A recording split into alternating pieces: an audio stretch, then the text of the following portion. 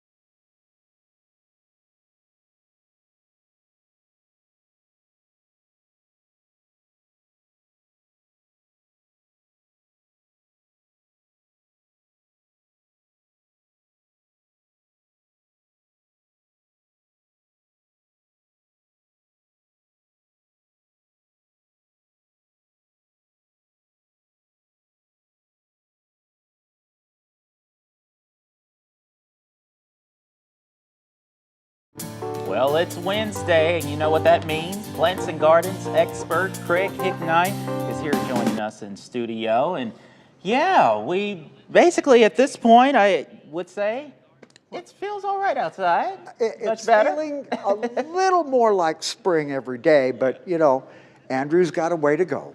Yeah. Oh, we tell 'em Well, every day. don't forget, send your questions in on our Facebook page right now. We're going to start going ahead and bringing them to you. So I'll go ahead and start off. And Joe Owen said, should I be fertilizing my inside plants right now? Well, you can still let them coast for a while. Usually we would start picking up the fertilization at about Easter as the days are getting a little longer, a little brighter. Right now, once a month is more than enough during the dead of winter. And then we have, I do believe it's Midnight, sorry if I'm saying it wrong. She said, I'm already planting my garden this year, that's great. And then Theo said, my grass doesn't appear to be dormant. It's quite green. Is this a problem? No, no, no, no. It's just that, you know, all lawns are different. I mean, if you've got a zoysia lawn, it's as brown as this wood right here. Some lawns are still pretty green. Maybe it's because you've used enough fertilizer on it. Right now, they are dormant. There's still frost in the ground. As soon as the weather warms up, they're all going to turn green and start growing like mad again. And then Tammy asked, Clementine's sapling, I hope I'm saying that right, from seeds, 6 in tall, 3 in wide. When to prune? You're doing much better than me, by the way, with the pronunciation. The clementine, this is a citrus, one of the small oranges.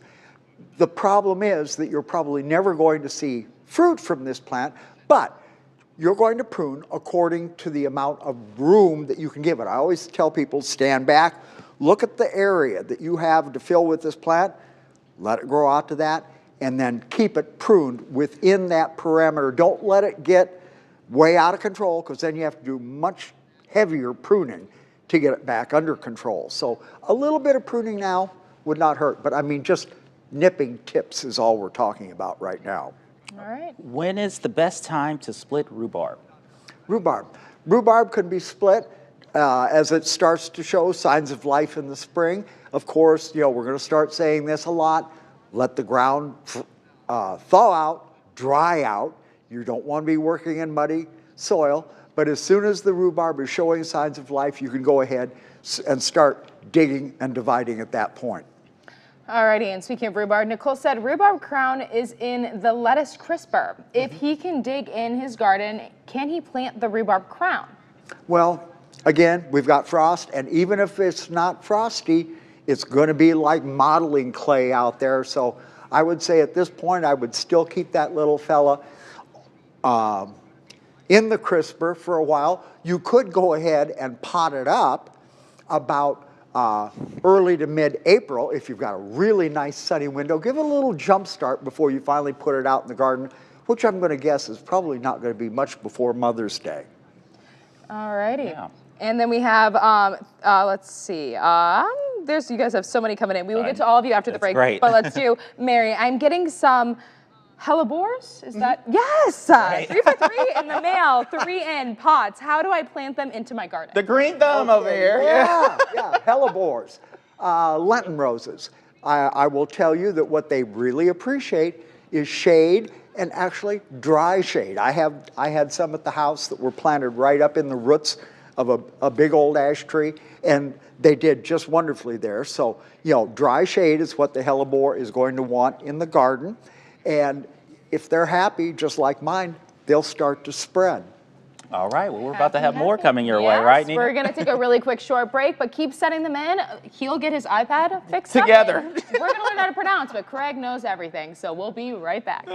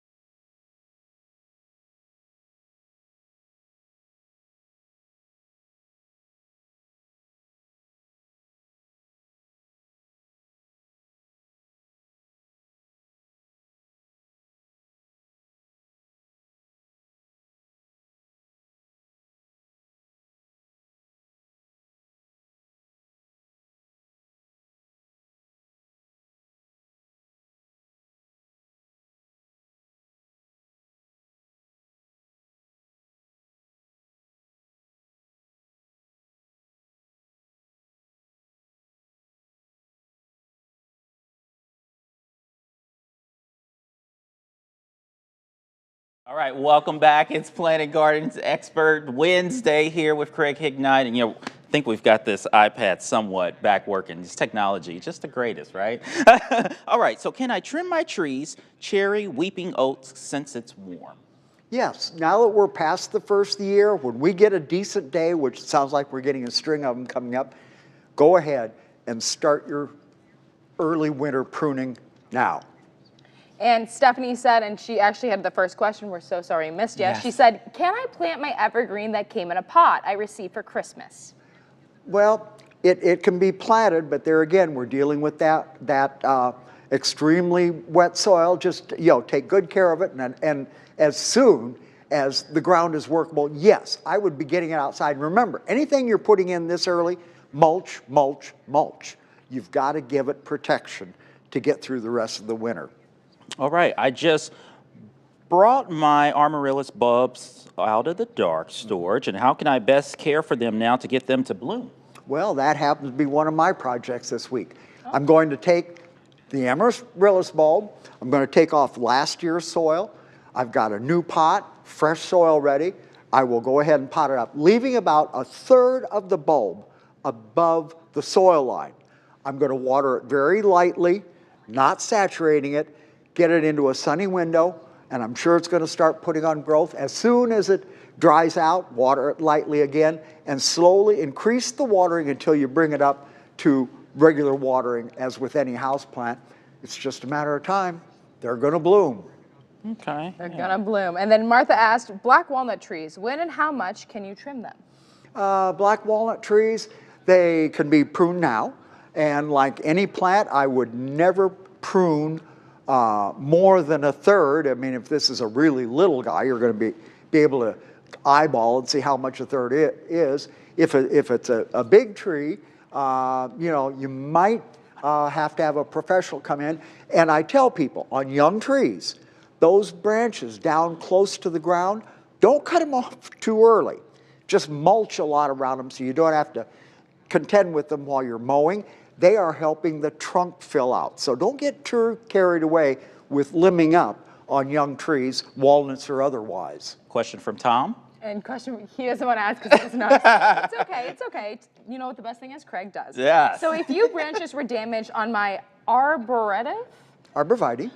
not close. All right. Yeah. During the recent snow and needed removal, when should I do this? Oh, if you've got actually broken branches on plants from this heavy snow that we've got, go ahead. You can go out and start or do your pruning now. Just make a nice flush cut. Try and leave a branch where the new growth is going to come out. You don't want to leave a big stub because that just dries up, rots, and that's how rot gets down into the plant. So a nice flush cut when you're doing pruning this time of the year.